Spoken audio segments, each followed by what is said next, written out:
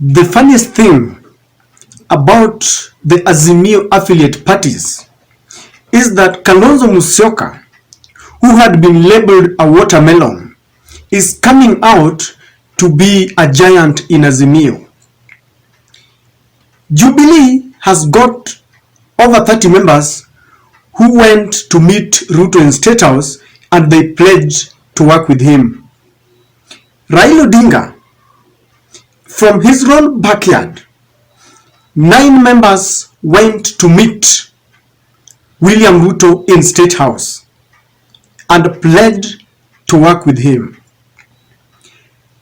I have seen mixed signals from governors like Mutula Kilonzo Jr.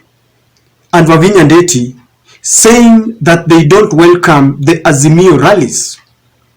But I have not seen any members of Wiper Party, elected members, going to State House and pledging to work with William Samoei Ruto.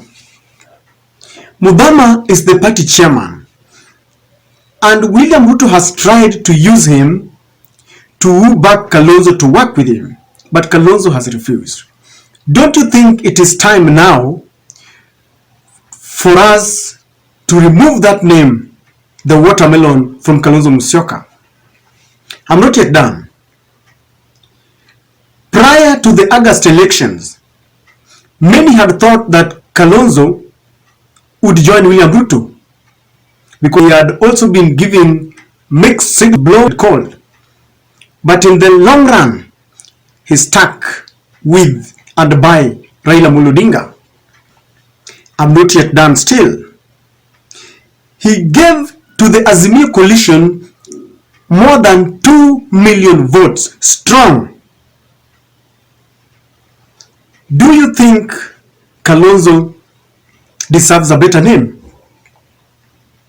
Just share with me in the comment section. Now, yesterday in the parliamentary group meeting of Azimio, the ODM decided to kick out the rebel MPs who went to meet William Samoei Ruto, the president of Kenya.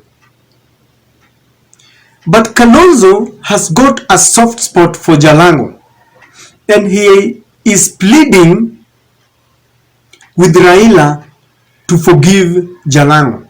Because Kalonzo explains that Jalango was ready to apologize, and is saying that this is giving Jalango psychological torture because Kibera and Langata will be a no-go zone for Jalango.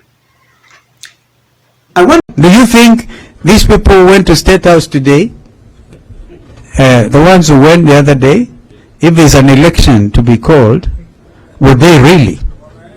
Poor Jalango. In fact, I was looking for him. I'm still going to look for Jalango. Because he was here. We must also exercise tolerance. When somebody wants to say sorry, don't throw them out. I see that is a point of departure. I will not withdraw my remarks. I will not withdraw my remarks. But imagine the state of mind poor Jalango is in. Because Kibra now is his hostile ground. You know, you are supposed to enjoy your tour of duty as an MP for your constituency.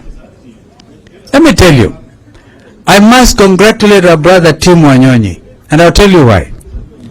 His brother is Speaker of the National Assembly, but he is elected on an ODM ticket in Nairobi, and he's here, and he's not afraid. I want to ask you a question. Do you think Jalango was right to visit President Ruto ostensibly for development projects? Do you think he should be forgiven? Jalango himself had indicated that even if Raila had denied him access to William Ruto, he would have still gone. He would have defied Raila. And yesterday, when he was asked whether he's got any regrets to make, any apologies, he himself reiterated that he had no apologies to make because one needs no apologies when one goes to seek development projects. So Kalonzo is saying that Jalango should be given a second chance. Ladies and gentlemen, what do you think? Jalango is a first-time member of parliament, and that seat was hotly contested. If Azimio or ODM decides to kick him out, do you think William Ruto will embrace him the way William Ruto tried with Mariga in Kibra? Because I still have a feeling that William Ruto has got interest in that seat. The reason I'm thinking that Jalango could be lost and roasted completely is because William Ruto sponsored a candidate in Wetangula's home turf in Bungoma senatorial race, not forgetting that it is Wetangula who gave him the votes that allowed him to be declared as the president of Kenya.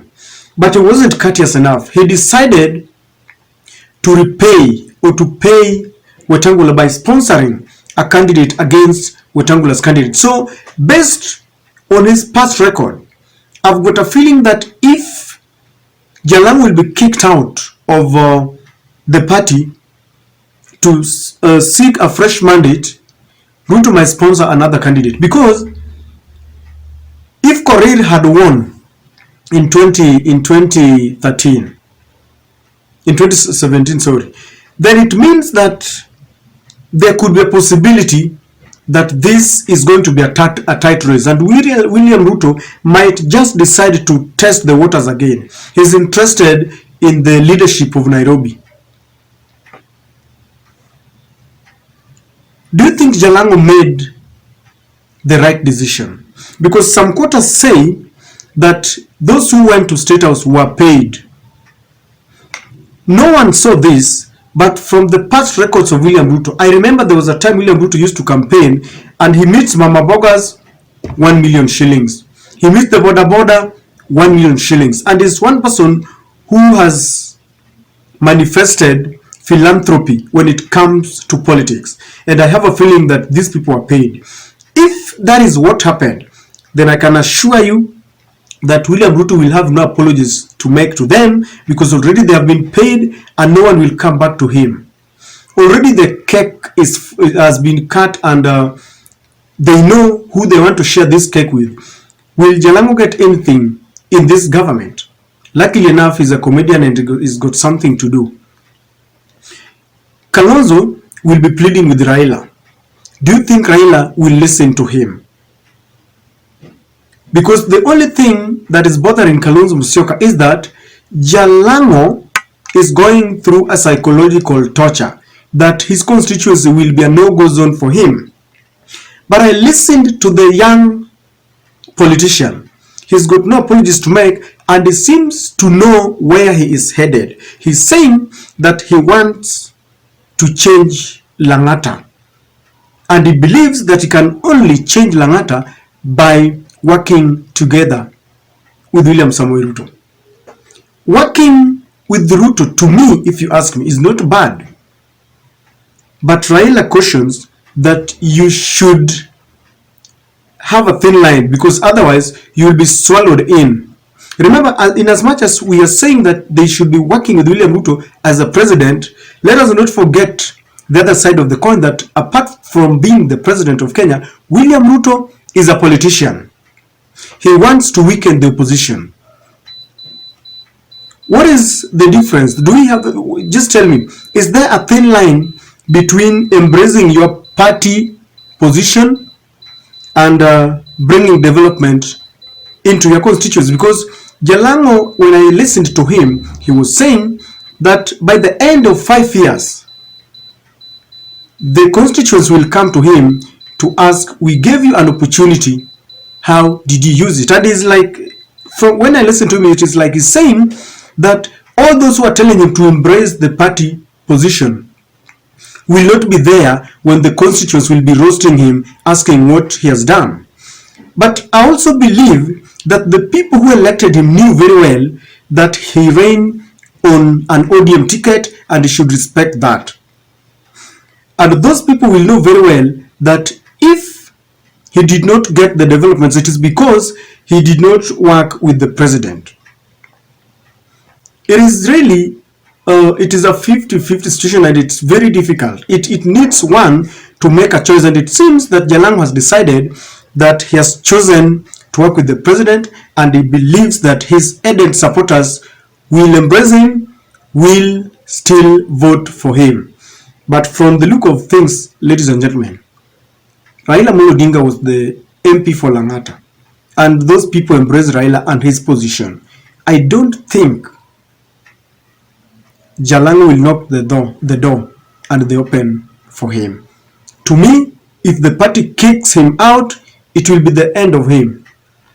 He can decide to run on a UDA ticket. That will even make it more difficult for him, because already the narrative that is going on is that Ruto is a traitor. He stole the votes of Baba. That is what they're saying. So you run on a ticket, on a UDA ticket, you aggravate an already serious situation. He might decide to go as an independent candidate. If William Ruto does not sponsor a candidate, William Ruto is one person who does not care. He will come and support him. From where I sit, I think I'm a Jeribia. I don't know what to think, and I don't know whether Raila will listen to Kalonzo Musyoka.